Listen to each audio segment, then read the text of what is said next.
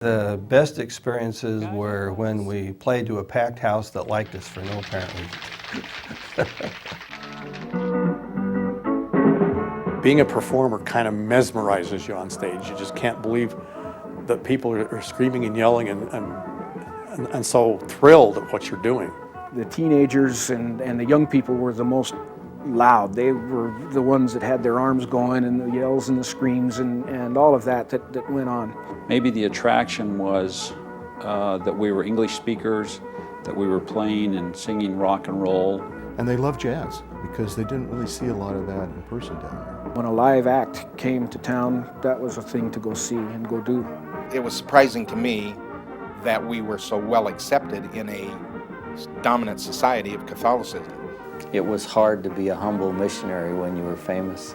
They had that aura about them of youth and vibrance and enthusiasm, and that came across. You know, they were young, energetic, enthusiastic. The girls thought they were good looking. You know? We were being mobbed every place we went by younger people, typically, and typically by the girls. The Beatles had just appeared in the Ed Sullivan Show in the U.S.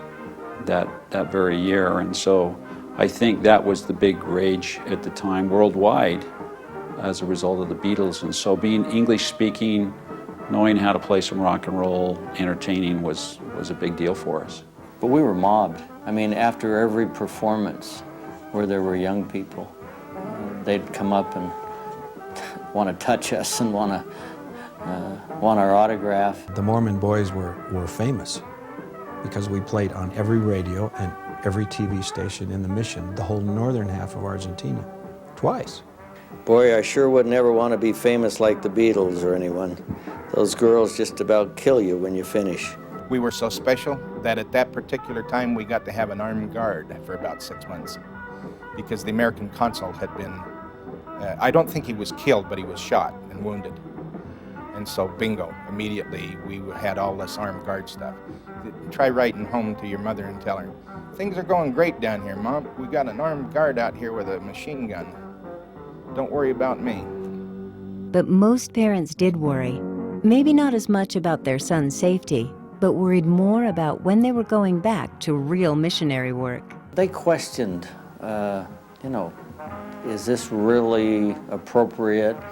And of course, we thought it was because our mission president thought it was. You're not really doing this.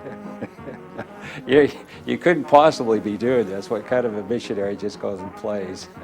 I am having a really different